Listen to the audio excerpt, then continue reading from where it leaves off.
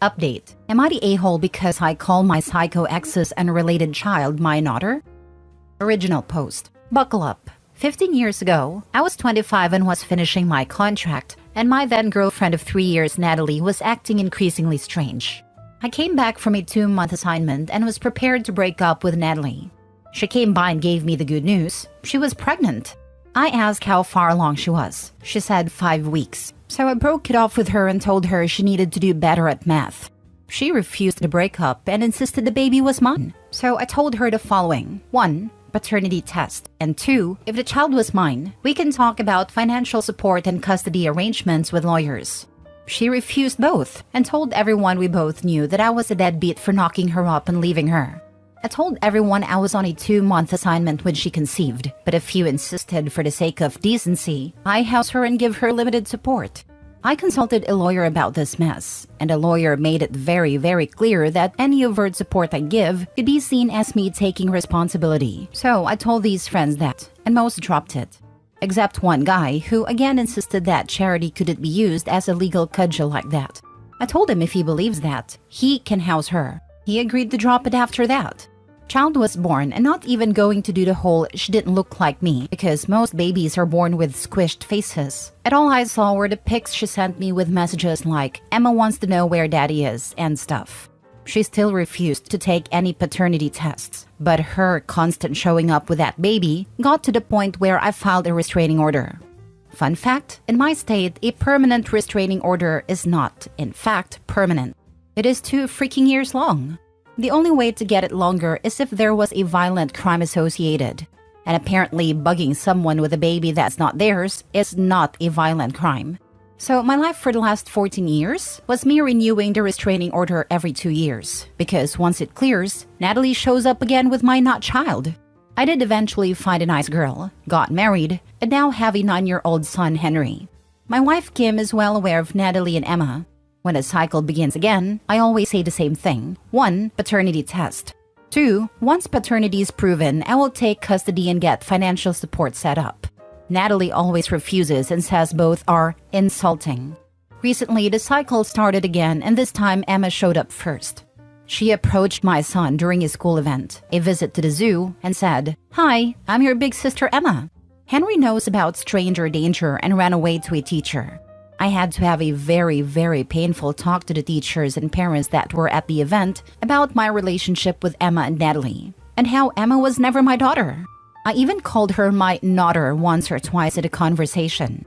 After the group disbanded, one of the mothers confronted me and said that while Natalie was in the wrong telling this poor child I was her father, calling her my daughter was mocking the situation.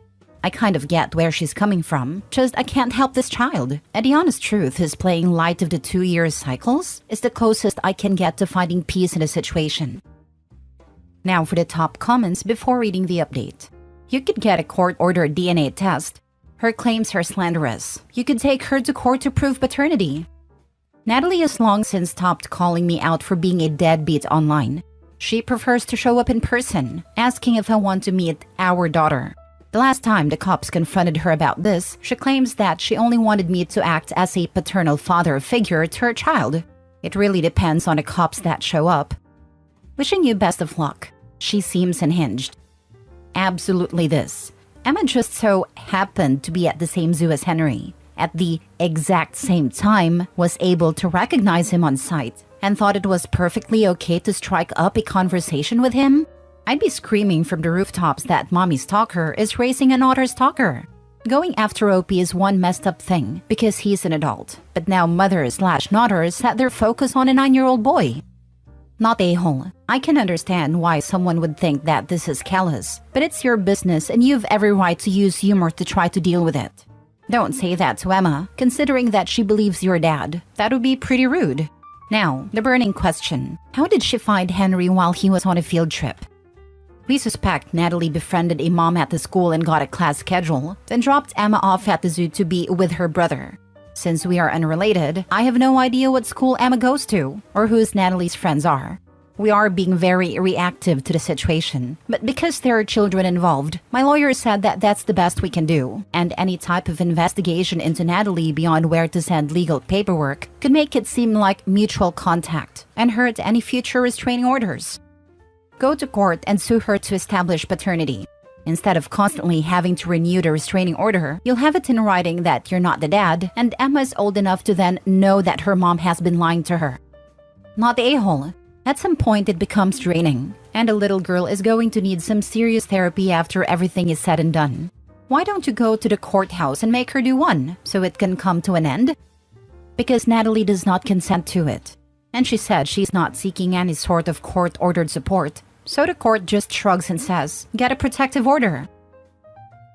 Edit. To answer the repeated question, in my state, the mother has to start the petition for the father to be established and a test to start. There is no instance where a father can start the petition. There was a chance to do this when Emma was born, but the window was exactly 1 month, and I was much too focused on a restraining order, not thinking the paternity angle would bite me in the butt. One last time, to everyone saying, just ask for custody. That'll force DNA test. Literally can't be done.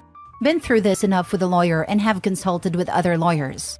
There are laws protecting children, and a lot of them exist for good reason. I'll explain it the way my lawyer explained it. Imagine there's a woman that ran from an abusive ex. She finds out after she escaped that she's pregnant. She gives birth, never puts the ex on a birth certificate, never tries to file for support, because she wants to get as far away from him as possible. He finds out years later and tries to rope her back in using the child as leverage. She can just say no, and the state has to let it go. There is, however, a provision that if the father was involved enough to know when the birth was, that he could submit his DNA to the state within 31 days of birth as a potential father. But that time has long passed. The law is designed this way on purpose. In the eyes of the family court, I am a random person, and I was never claimed to Emma. If you think the state wants all children to be claimed by fathers and will gladly submit any DNA test whenever any potential father shows up, find a random single mom, call the family court, and say you want to claim her child. I am tired of everyone acting like all I need to do is fill out one sheet of paper and this nightmare would end. Please, just call a lawyer for a free consultation or post on legal advice and ask them. It doesn't work that way. Now for the update. Got off the phone with my attorney. We have a preliminary hearing on the new restraining order this week. We will most likely be issued a temporary restraining order, and then after that, another hearing for the permanent restraining order. CPS is investigating Natalie and Emma's living situation. The teacher's report held a lot of weight, and my lawyer thinks that this might actually be a way to end the madness now. In family court, for minors, there exists something that's like a temporary, court-appointed guardian. I think the term is guardian ad litem, who is only a guardian for legal purposes and procedures and decisions of such, including for medical. If the family court appoints such for Emma, we can ask this temporary guardian for the DNA test. Get this put to ground. The madness might actually have an ending in sight. Adding here, I feel like I need to explain the relationship I had with Natalie all those years ago. When I got back from my 2-month assignment, I was already dead set on breaking up with her. Her, "oh wait, I'm pregnant," was never going to make me marry her. In fact, I doubted she was pregnant for several weeks. The last year of our relationship, several red flags appeared in her behavior, ranging from demanding I check in with her while at work, only hang out with friends with her present, extreme bouts of jealousy if I ever seemed too friendly with women, including waitresses. I was in a line of work that demanded me being away for long stints, which she hated, but also kept me out of her reach for long periods of time. I think it was halfway through that last year I realized that when I was away, I did not miss her. In fact, I was relieved to plop into a cot and fall asleep after long hours of work without thinking about her. When the pregnancy turned out to be real, I made it clear that with a paternity test, I would pay support, split custody, and be a co-parent. And nothing more. She wanted me to be her husband, no questions asked. No test, just pure blind faith and devotion to her and the child. The test she insisted was insulting. There was never going to be a relationship, and there was no relationship to salvage with Natalie. On the advice of the first attorney I hired, the deal was no test, no contact. That poor girl, she'll grow up either believing OP to be a deadbeat dad, or she'll grow up knowing the truth and knowing that her mom is trying to game the system and get money from a guy that is not the father of her child. Either way, she's going to have a lot of stuff to work out in therapy one day. Frankly, I can't believe OP does not have any legal recourse to force a paternity test. You'd think there'd be one judge who was so annoyed with the constant restraining orders that he would have ordered a paternity test to rid the court system of this BS. Also, that mom probably has a serious mental health struggle. She's kept this going for 15 years. She only has to win a concession once to get child support garnished and start getting his wages garnished. That's why she's doing it. She thinks she'll get a payout for back child support and other benefits of his military pay and pension, insurance, etc. I'm surprised you can't sue her for harassment or potential defamation. Sounds like she's now putting your actual child at risk as well as escalating overall. Hopefully she doesn't start resorting to more dangerous tactics, but you may want to look into further protections if possible. This bit of harassment with a CPS reported in your restraining order should, if we are lucky, be the kill shot we need. Last story. Update. Am I the a-hole for telling my daughter to keep her Father's Day gift to herself because she hid her mom's affair from me for months? Original post. My ex-wife, 40 female, and I, 41 male, have been divorced for a year now because she had an affair. She herself confessed to her affair a year later and moved in with her affair partner, who she's also now married to. I was pretty distraught with the whole thing. We also have a daughter, 17 female. My daughter knew about the affair, but she told me she hid it from me because she didn't want to break up the family. It really hurt me that she hid it from me for so long, but I moved on. My daughter still apologizes for it, but I've told her it's alright. My daughter today gave me a Father's Day gift, which was a handwritten letter and a gift. However, I was in no mood for gifts, so I told her to keep it to herself. My daughter seemed a bit shocked and she went to her room, and I think she was crying as she went to her room. Was I the a-hole? Now for the top comments before reading the update. Yes, in my opinion. You say you told her it's alright. You say you moved on. How do your actions live up to those words? At least be honest with yourself and then her. Either move on or don't, but don't say everything's alright and then not accept a gift from your daughter. Plus, maybe factor in she's a kid and in a tough spot between her parents when you make some of these evaluations. You're the a-hole. Your child was placed in an impossible situation by your wife. Stop treating her like your equal. You're not. You're supposed to be the adult here. She was 16, and she didn't do it so she can have a better new dad, but because she wanted to keep her family together. There are families like mine, where divorce is some kind of relief for the children. And there are those like yours, OP, where nobody beside your ex wanted a breakup. Stop acting as if your daughter were the guilty party. It's not her fault. I mean, from the limited info you give here in your post, you sound like the a-hole. You told her it's alright. If it's not alright, then why the F are you telling her it is? Also, is it your daughter's job to save your marriage? That's a lot of pressure to put on your daughter. I'm not sure you're fully aware of everything she may have had on the line, and you're still holding it against her? But yeah, don't say it's okay if it's not okay. Imagine if she had said something, OP's wife would be blaming her for breaking up the family. This was a no-win situation. Poor baby was literally put in an impossible situation. There's literally nothing she could have done. Kids put a lot of responsibility on themselves even at a young age. I've had third graders tell me that they blame themselves for their parents' issues. They've broken down crying when I've told them that they're not to blame for adult problems. It's completely out of their control, and it's not their responsibility. Kids internalize a lot of these issues. What he did was confirm to her that she was part of the problem, when she literally wasn't. OP is absolutely the a-hole. Now for the update. Just wanted to provide a quick update. I did feel guilty after rejecting my daughter's gift yesterday, and after reading a few comments, it confirmed that I was an a-hole. I went to her room yesterday and apologized for everything. It really hurt me that I made her cry that much. I told her that I didn't mean it, and we had a chat. I got the gift, and the letter was really sweet and heartfelt, and I thanked her. I felt really touched after reading it, and I will preserve it forever. For the rest of the day, I took her out on a shopping trip, and then in the evening, we went to theaters to watch a movie. She seemed very happy. At night, we had one more serious chat where I told her it wasn't her fault at all.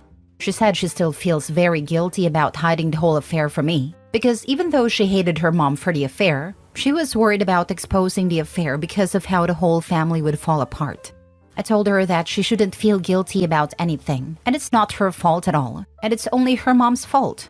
We then talked a bit about her mom, and she agreed that if there's one thing she learned from the entire thing, it's not to emulate her mom when she's an adult. I agreed, and also told her it was unfortunate that she got such a mom. I told her we both need individual therapy to deal with a divorce and her mom's selfish actions, and my daughter was open to it. So we will start looking for a therapist soon. A good person realizes their faults, looks to atone, and is always trying to better themselves. Exactly. Not only did he set things right with his daughter, but he set another good example of how to deal with things like accountability, communication, and reconciliation. Gold star. I was in a similar situation as a kid and found my dad cheating. Your daughter was in a no-win situation, and that's the kind of thing that's hard for an adult to deal with, let alone a kid. I'm glad you made up with your daughter. That was definitely the right thing to do. The only thing I will say is please don't poison your daughter against her mom. You were angry with her, and have every right to be. But her mom wronged you, not her. Please be the bigger person in this situation, and don't encourage a deteriorating relationship between a mom and her daughter. I hated my dad, and then he died when I was a teenager. I'm in my late 30s and still have to deal with not only his death, but our complicated relationship that was never resolved. She only has one mom, and we only have one life. Who knows what the future holds? So long as she's a good parent, your daughter needs her as well as you. I agree on not poisoning a daughter against her mother, but pretending that having an affair isn't also wronging your child is naive. If you have an affair, you're harming your child. No way around it. It breaks up families. Totally agree with everything else, but the mom did wrong the kid when she directly involved her in the affair, enough for the kid to know it was happening. We don't know how the daughter found out about the affair though. I found out from snooping and looking into things I had no business with. I was a kid, so I wouldn't necessarily say it was my fault. But had I not been snooping, I would have never known about my dad's mistress. He didn't involve me in any way. If she wasn't cheating, there would have been nothing to find. Her actions, regardless of her intentions, directly resulted in the fear and hurt and guilt the daughter experienced.